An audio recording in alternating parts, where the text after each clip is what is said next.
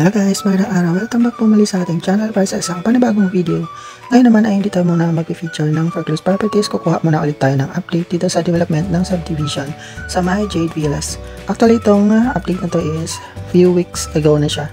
Hindi ko lang siya na-edit kaya hindi ko siya na-upload. Pero meron din akong isang batch pa na update last Sunday naman. Kaya i-upload ko siya pareho for reference na din sa mga nag-sasubaybay sa development ng subdivision na to.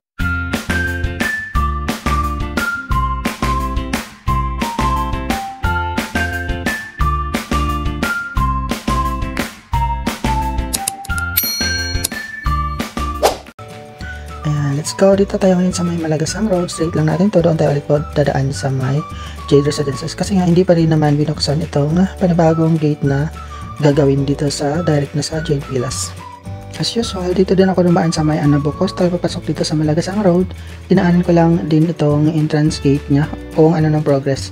Wala pa rin naman siyang improvement kaya dumiretso na ako after. Sundan nyo lang ating biyahe. Makikita nyo naman dito sa Malagasang Road, mayroon siyang konting widening yung ibang mga portion dito. Kaya medyo okay na din siya. Nakakabawas ng traffic kapag medyo malapad yung kalsada. Pero as usual, hindi naman talaga buong part ng Malagasang Road kasi yung ibang part dito is may mga harang talaga siya na bahay.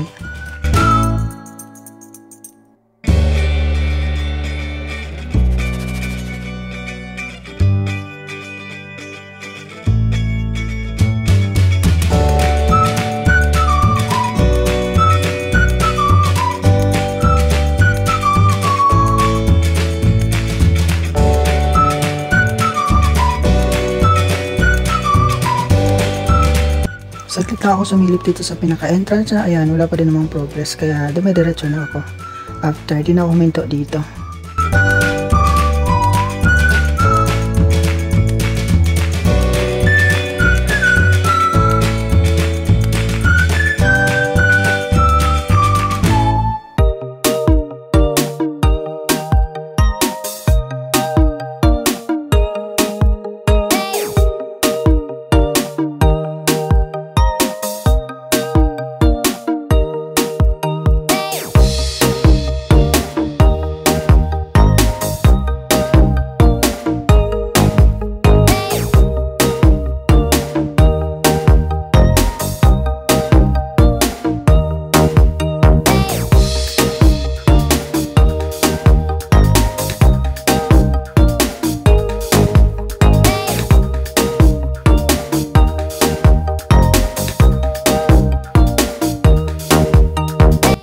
Pasok lang tayo ulit dito sa entrance papuntang Jade Residences. Dito tayo ulit dadaan sa mahabang kalsada. Bali, pinapakita ko lang naman kung ano na itsura ng Malagasang Road. Pero mula dito sa gate, diretso na tayo doon sa malapit sa property.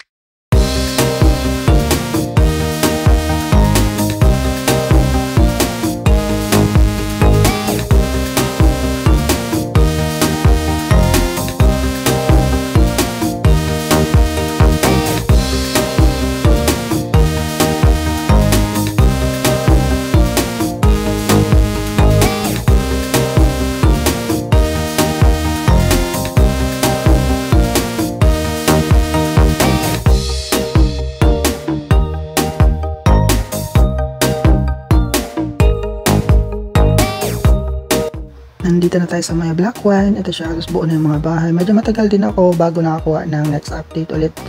Pero ito is 1 month ago na din. Bali, February 4 ko to kinuha yung video. Buo na yung mga bahay.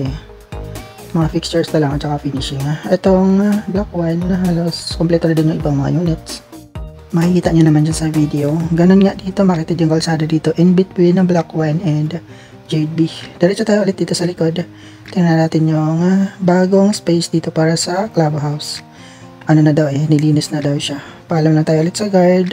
Pero nung dumaan ako dito, nasa malayo na ako pwesto yung guard kaya open na siya, pwede nang pumasok. Hindi naman na sila naghihigpit kasi nga palapit na din naman matapos yung mga bahay dito. Halos kompleto na siya.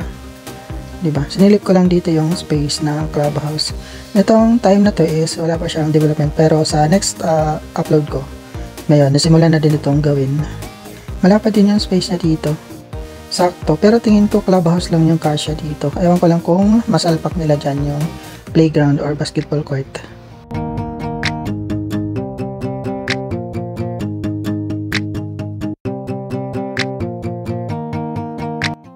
Pasok tayo dito. Ayan yung guard na pwesto. Medyo distansya. Ano naman, pwede naman mag-visit. Basta mayroon kayong mga units dito. Dito ako dumaan sa unang kalsada. Ito yung pinaka main road niya. Ito yung block 2. Sa kabilang side naman yung block 1. Pwede lang dumaan dito kasi ano na siya eh. Maayos na siya eh. Pero marami pa din siyang kalat. Pero okay na din naman. Ito yung in between block 1 and 2. Ito yung main road na talaga.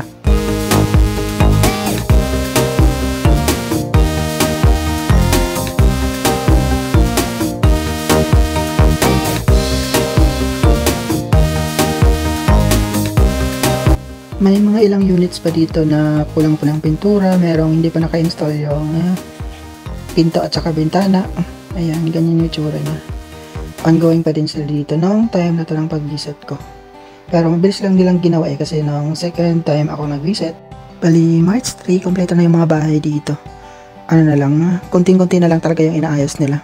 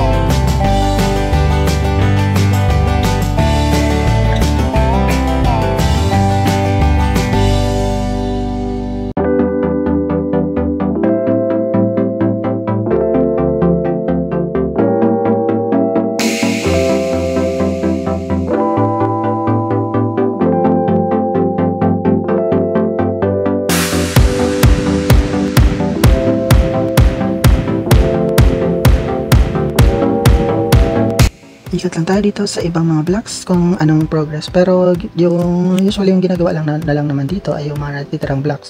17, 18 na, block 6, tapos ito block 1 and 2.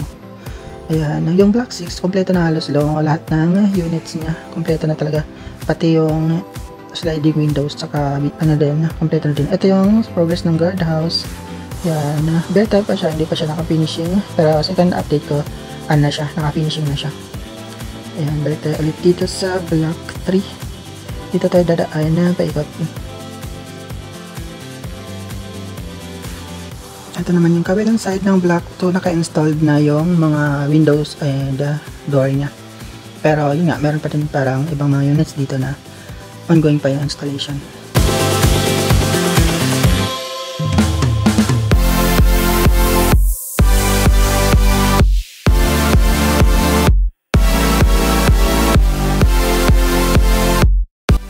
Ito yung metro niya ng tubig. Ayan. Di ba? Naka-usli yung hose papasok sa bahay. Diretso tayo sa block 18.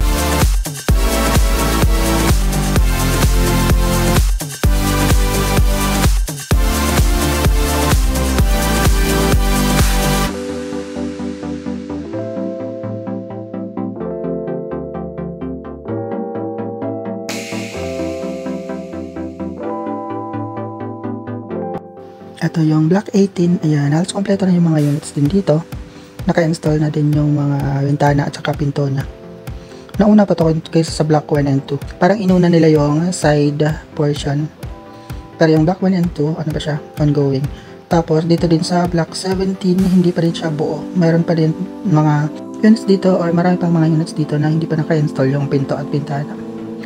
Ayan, ikot tayo dito sa may dulo banda.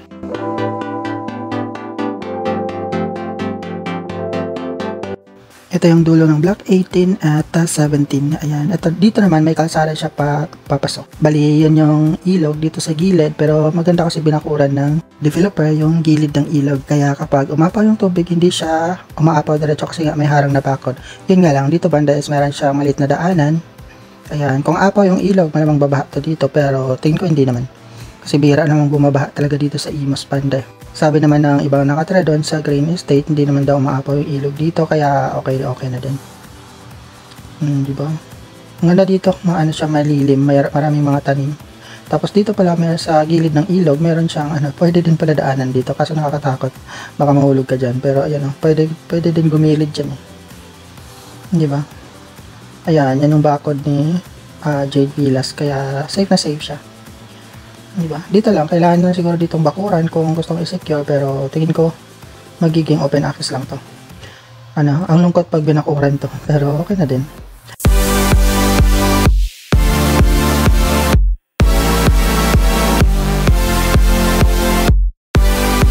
Ayan, ito yung likod ng block 18.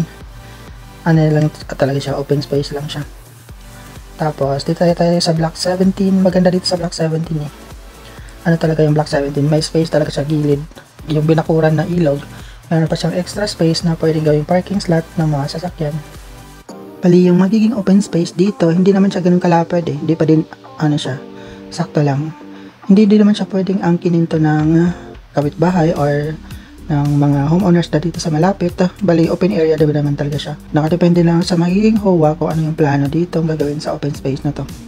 Ayan, pwedeng pagtaniman or gawing parking space ng sasakyan or pwedeng gawing pay parking sa mga merong extra sasakyan para hindi sila magsiksikan sa kalsada. Ang ganda dito sa block 17. Di ba? Kasi siya, close na siya. Hindi siya usually na nadadaanan kaya maganda dito tahimik. Yun nga lang, hindi ko sure kung umaama yung ilog dito. Maliit lang naman yung ilog kaya tingin ko hindi naman ramdam. Ayan, di ba? Ikot naman tayo dito sa dulo ng block 18 yung open space or blank area niya. Ito yung bali lalagyan nila ng water pump or tanke kung ano naman yung planning nila dito. Makikita na natin yan kung maayos na. Dito pala is meron silang portion na hinuhukayan, bali gagawin nila ng bakod. Kaya tingin ko gagawin dito ng building para merong talaga parang room yung yung magiging water pump station or magiging tanke station ng subdivision kung ano man yung plan nila dito. Wala pa din naman siyang improvement. Space lang. Dito sa dulo pala, hindi siya nakabakod. Kaya meron siyang dito, delikado dito.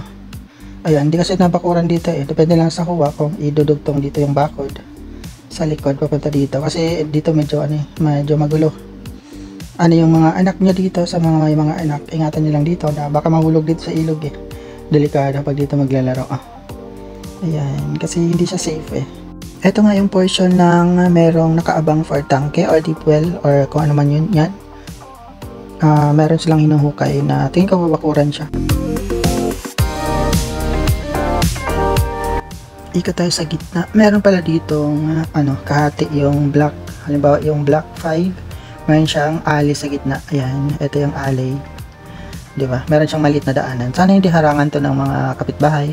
Kasi malaking tulong din tong daanan na to kung merong emergency pass na kailangan. Ayan, medyo maliit lang siya, kasya lang yung tao pero pwede na din. Di ba?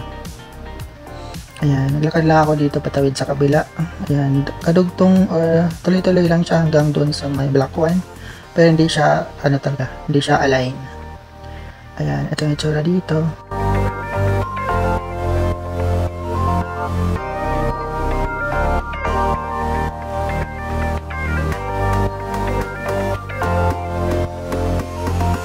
Dito sa may maliliit na poste meron naka-install na solar light para sa street light niya, temporary, pero sa malaking poste wala talaga siya naka-install na street light. Pala ito lang, maliwanag naman daw to, sabi nung gumagawa dito na natanungan ko. Maliwanag din naman siya, pero sabi niya temporary lang daw to. Hindi ako sure kung temporary lang ba talaga, kasi alam ko meron na din naka-install dito sa iba't ibang streets dito eh. Tapos hindi siya per poste, bali alternate lang. Ayan, balik tayo ulit sa kabila.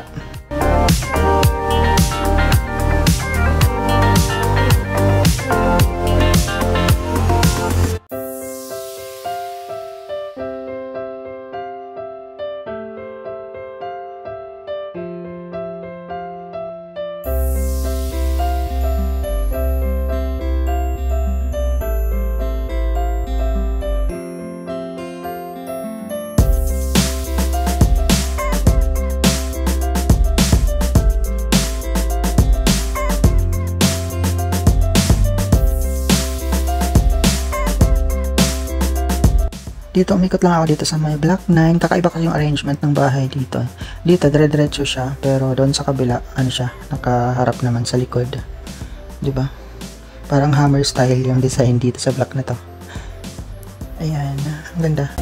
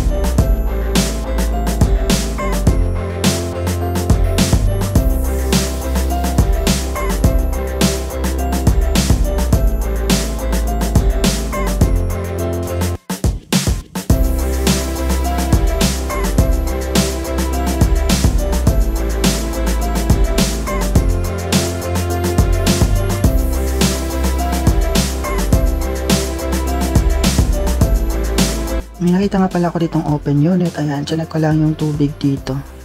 Ito siya, mahina. Ang hina ng tulo niya. Nung time na nag-visit ako, diba? Hindi siya ganun kalakas talaga. Pati sa CR, mahina din. Ito yung tubig niya sa may lavatory. Ayan. Ang hina niya, diba? Hapon naman tong time na to, medyo mahina talaga siya nung nag-visit ako. Dito din, ayan. O, diba? Ang hina ng tulo. Tapos, umakit din ako sa taas. Tinignan ko din siya sa taas banda kung may tubig pa.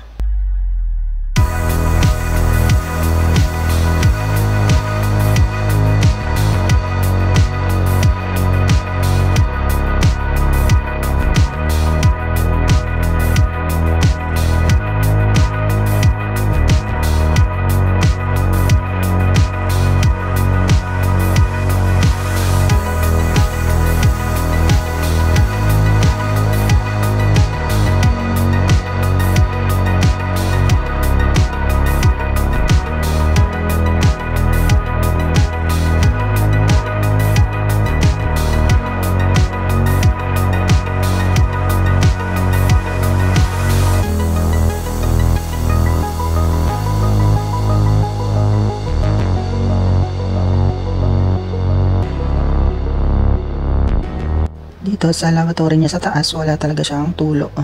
Siguro kasi mahina yung pressure ng tubig talaga nung time na nag-visit ako dito. Pati dito sa baba, ayan, wala din siyang tulo. O, diba? Walang pag-asa. Pero sabi naman ng mga nakatira na dito, maganda naman daw yung supply ng tubig. Pero hindi pa din siya talaga permanent na buong araw meron. Meron talagang time na nawawala.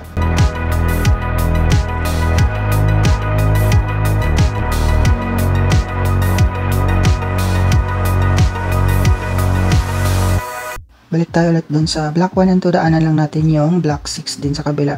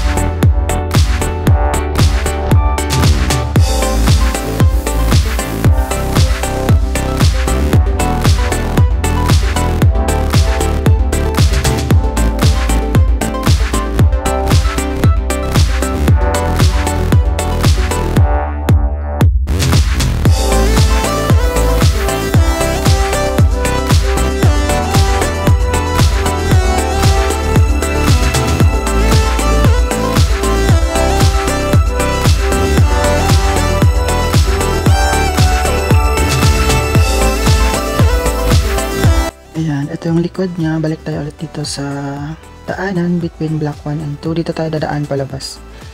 Ayan, diretso na tayo palabas. Silipin lang natin siya ulit.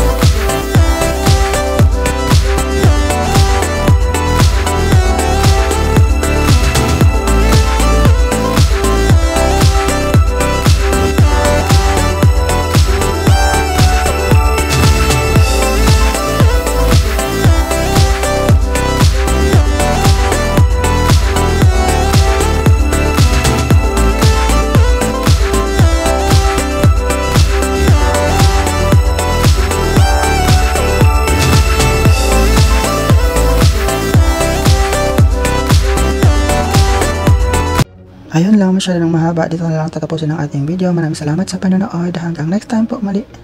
Ingat tayo palagi.